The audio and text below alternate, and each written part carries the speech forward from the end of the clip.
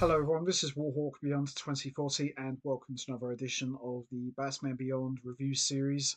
And today I am here once again to provide an audio commentary watch along for another episode from Season 2, and this time it's Bloodsport, another great episode from the show's second season.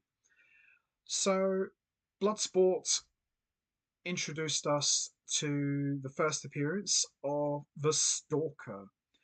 Now, I had no idea who the Stalker was for a very long time. I used to see pictures of him on various posters, and he did pop up in one or two issues in the Batman Beyond tie-in run when the show was being aired.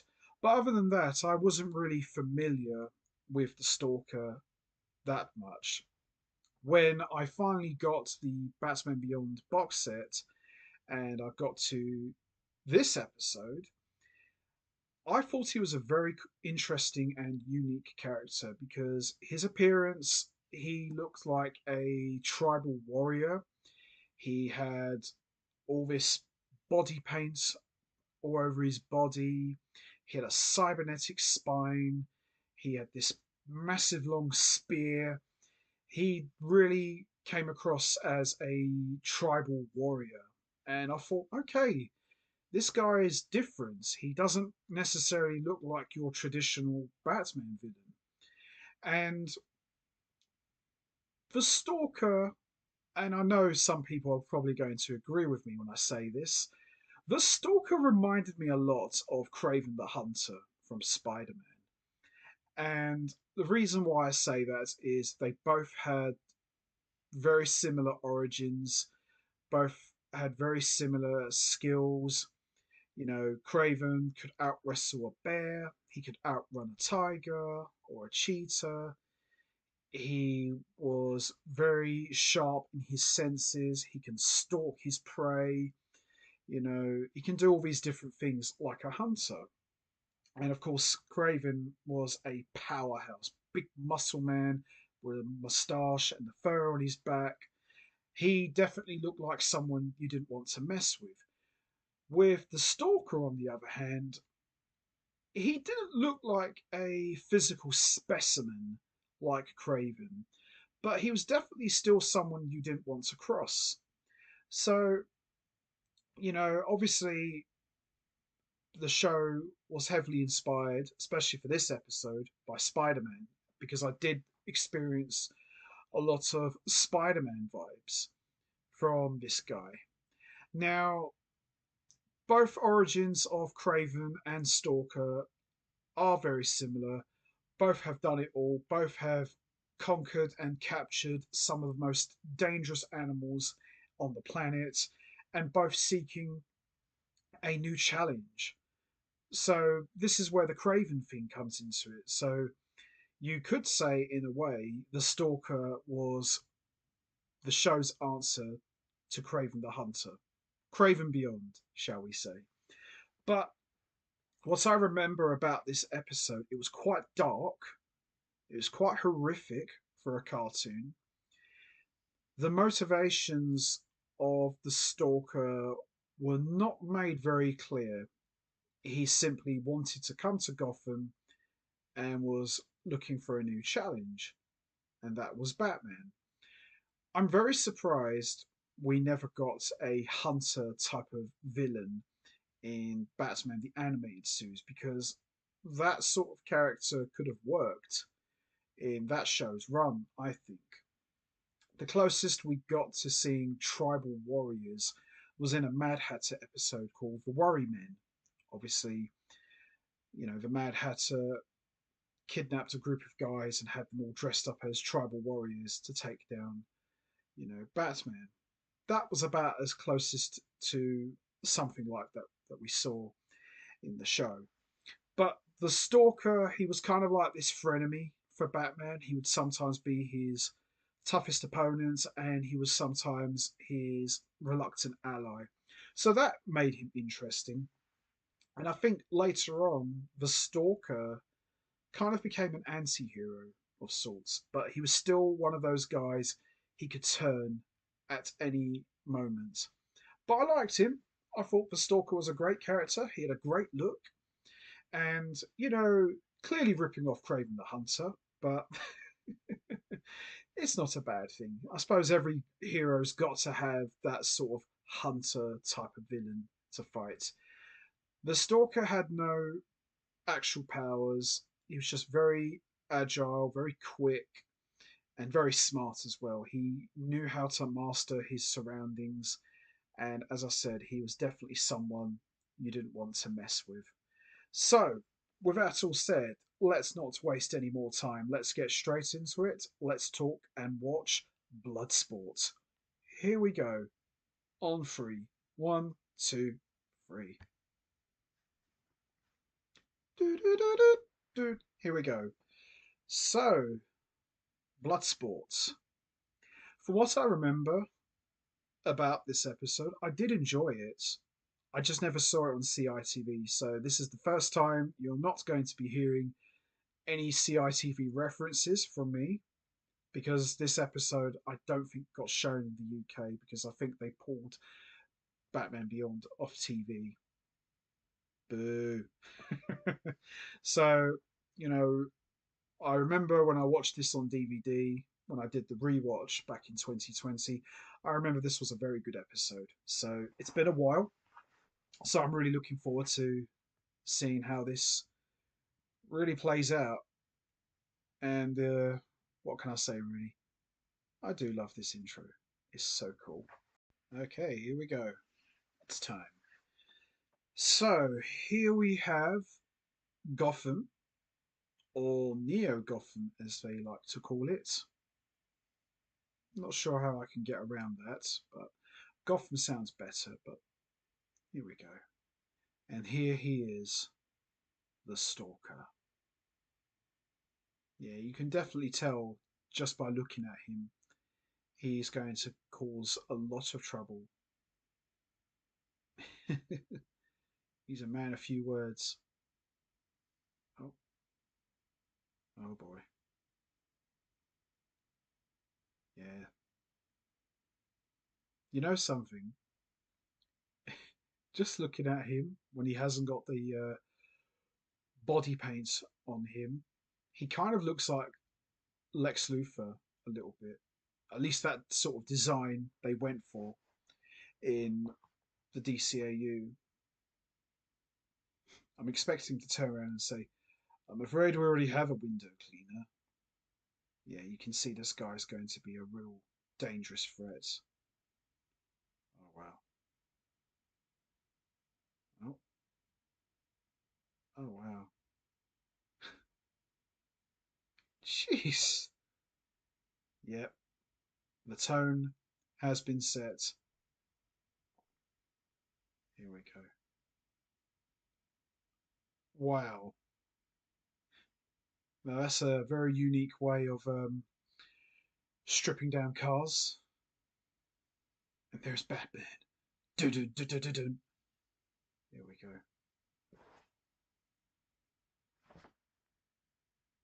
Nice. So obviously, stripping down cars is illegal. So Batman has come in to take matters into his own hands. I just realised this is the same car factory that Batman battled Shriek back in season one. So we're back here yet again. Well, that's quite cool. This guy's got like this hot chainsaw blade for a hand. Oh, what a savage animal Bruce is. Oh, McGinnis, your mother called. Yeah? Says she wants you to pick up some groceries on the way home. Kind of busy here, boss. Oh, and milk as well. You can see Bruce is just getting a kick out of it because, yeah, don't mind me. I know you're getting your ass kicked, Terry, but your mum called. Love it. Absolutely love it.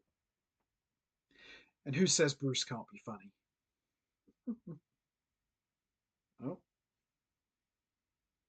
I always felt that Mary McGuinness looked like Jane Jetson. It's probably the hair.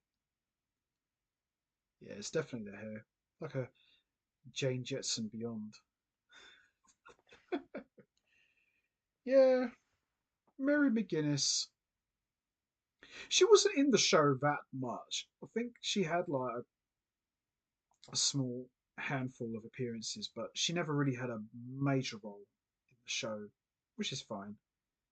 You know, would have liked to have had maybe one episode where Terry saves his mum from a villain. That would be cool. Oh wow. Get out! Wow. Stalker has converted his entire hotel room into a, I guess it's some sort of shrine or jungle. Wow. Spooky stuff. Ugh. Yeah, there's the spine. We do learn in this episode why Stalker has the scar on his back, and how he became the Stalker is quite brutal. So obviously he's got his next target, and that's Batman. Oh yeah, yeah. Stalker's a good character. You know, as I said, I think a hunter type of character could have worked in Batman the animated series. So he looks at Gotham much like Craven does with New York as the concrete jungle. So Stalker is looking for his next target. It's a cool name for a villain, I must say. The Stalker. It's a very cool name, I must say. And here comes McGuinness. Here we go. That's a cool shot there of Gotham. Nice. I have to say, the animation for Batman Beyond is very, very good. I do like it.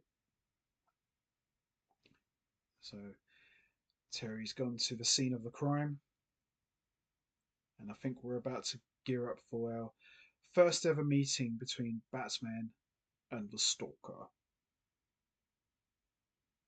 So here we go.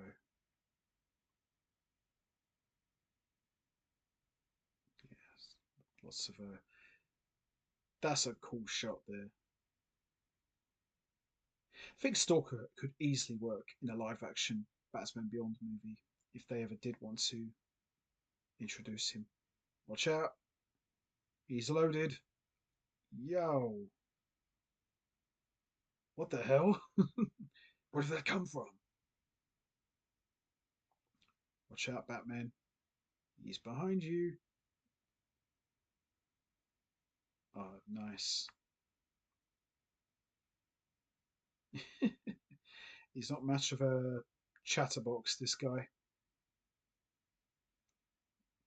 You are my next challenge. Cool. I have to say, Batman's no slouch. I'll give him that. Stalker's like, you're a bit more of a challenge than I thought you would be. Go on. Oh, oh dear. Yeah, I never realised. I thought Stalker was quite a short guy. He's actually quite a big guy. I never actually noticed that. It's been a while since I've seen this, but as I said, I remember it being very good.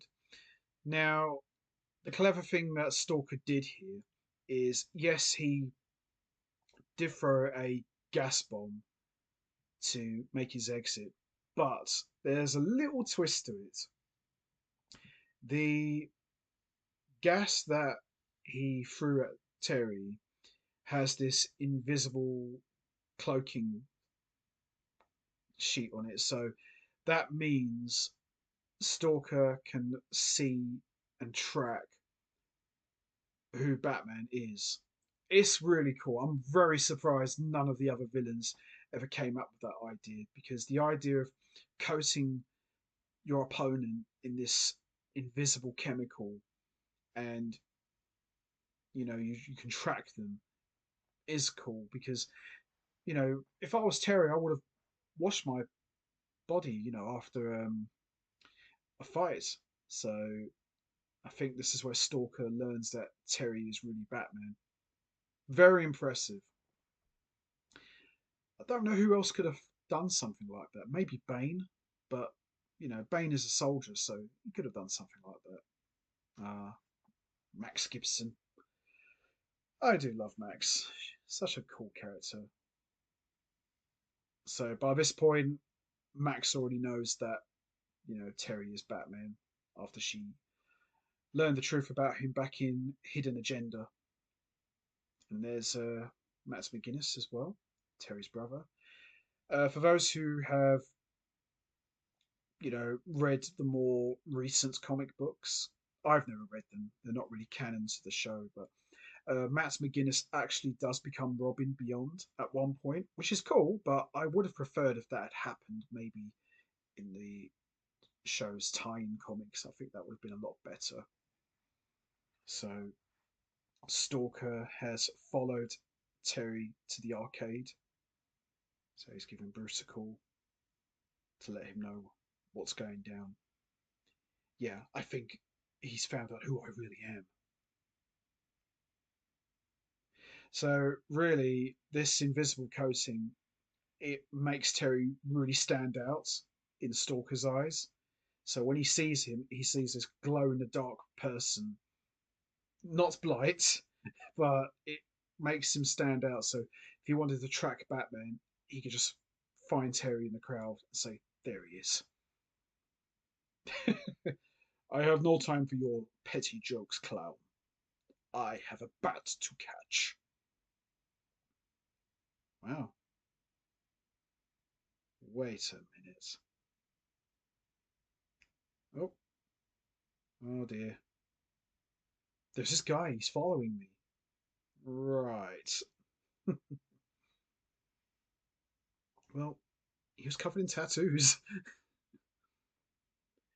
Yeah, they're not really tattoos. It's more like war paints or like tribal body paints. Because he is a warrior, after all. I love how the stalker he can just blend in to the background. It's kind of similar to what Batman's suit does. Here we go. Yo, not much for talk, are you? Go on, McGuinness. Hide. You must hide. Get on the train, ja. Like that's really going to stop him. Yeah, see? Told you. It's not happening. Yeah, he's right on my tail. He's resourceful. I give him that. So Bruce is doing his homework on this guy. Yeah, see? Got a built-in sensor in his eye. Jeez. Yeah, that's not going to fly. There we go. Yeah, Terry doesn't realise he's being tracked. It is over. You are mine. Nice.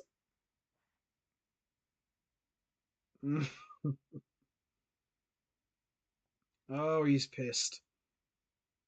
He's mega pissed. Well done, Terry. Cheesy Dan's. Wow. Poor Terry. Matt's having fun. Here we go. I think there's a twist to this. As I said, it's been a while since I've seen this one, but I remember it was pretty good. Uh-oh. Oh no. Yep, he went there. Stalker has kidnapped Terry's brother. Here we go. Good. About time you had a shower. Here we go. Yeah, see? There. Yeah, there, see? This is why Bruce is still the world's greatest detective.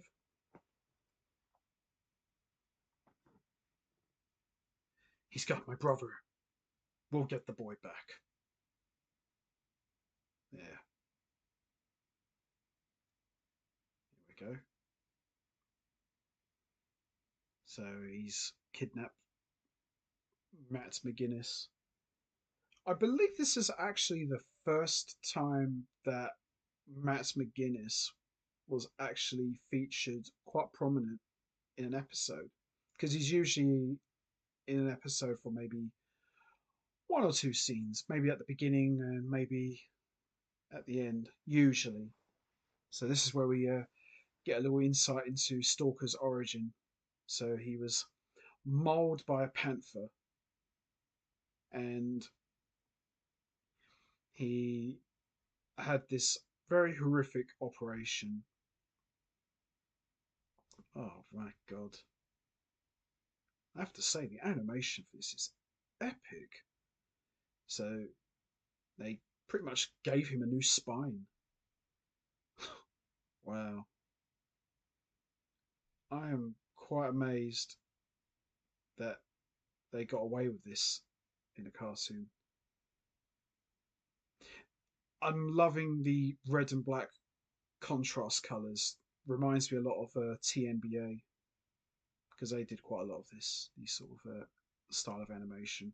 So Stalker is basically just, oh man, he just basically ripped the hell out of the panther. Wow, love it. So that's what he did. He basically decimated the same panther that attacked him, and as you can see on the wall, all of the animals that he has conquered and added to his collection. It's so craven, but yet awesome at the same time. But no, I like the animation in the flashback. Very cool. So he's pretty much conquered every animal, and now he seeks Batman as the ultimate prize. Here we go. Yeah. Oh, Terry's prepared this time. You can fight. I like that. You are a worthy opponent. Oh, here we go. Watch out. Nice. Oh my. Yep. Who's the worst opponent you could ever face? Someone who's equally as prepared as you. They are the worst. But Batman is prepared too, and he is no slouch. Yeah. Oh, take that, Dark Knight. Jeez. This guy's definitely taking no prisoners here. Wow.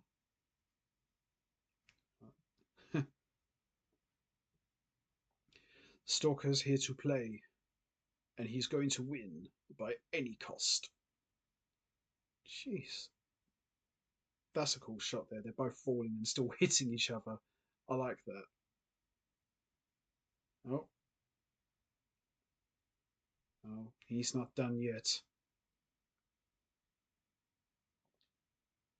Oh, watch out. Oh my. Go on, Terry. Oh, be careful of the boy. We don't want to harm him. Nice. The old invisibility trick. Oh no. Oh, there goes the spine. Oh, jeez. Yeah, I definitely remember this episode was really dark and brutal. Game's over. So now he's seeing That panther again. Get away from me! Oh my god. Jeez. Uh-uh. No way. Oh my god. Oh my god. Jeez.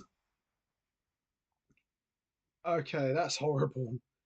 But I've got a feeling he did come back. I'm pretty sure Stalker came back. When we get to that point, we'll soon know. But oh my god, that is a horrible way to go out. But did he though? Oh, I love this. Matt's just fanboying over Batman. I like the little smirk from Terry. He's like, "Yeah, if only you knew the truth, little brother." Oh, Batman's rocks. Yeah, yeah, he's much more cooler than Terry. Oh, I love it. And that wraps up my audio commentary watch along for Bloodsport. Overall, a very good episode. I had forgotten about this one. I do remember it was very dark, but this was a lot of fun. Stalker was a great character. I like the little red and black contrasted flashback we got about how he got the, cybernetic spine and how he got mauled by a panther. Horrific stuff, but the animation for that was spot on. Very, very good visuals. Great villain. Maybe could have done with learning a little bit more about him, but he was great. He was a really good villain for Batman. More of a fighter. Didn't really have any special powers or any, you know, special suits. He was just a pure fighter, relying on his skills and wit and technique and his quickness as well. But very cool character, very enjoyable villain, and not really a villain I have a lot of history with, but the times that I do remember him from the comics, he was great. Very good villain. Hopefully, we'll see him again at some point as we go through here. So, anyway, that's going to be it from me. I'm going to wrap this up now. What was your thoughts on Bloodsport? Did you enjoy it? What was your thoughts on the Stalker? Did you like him? Do you think he had a good look? What was your thoughts on his origin? Do you think it was a horrific? Would you have liked to have maybe learned a little bit more about him? And do you think he was a good opponent for Batman? You know what to do, guys. Hit the like button, hit the subscribe button, leave your thoughts and comments down below, and I will see all of you next time for another edition of the Batman Beyond review series, where I will be back to provide an audio commentary watch along for another episode from the show's second season, and this time it's going to be Once Burned, which I am really looking forward to doing an audio commentary watch along. Should be a lot of fun. So until next time, take care, everybody, and stay safe. And once again, as always, much appreciated. Thanks for listening.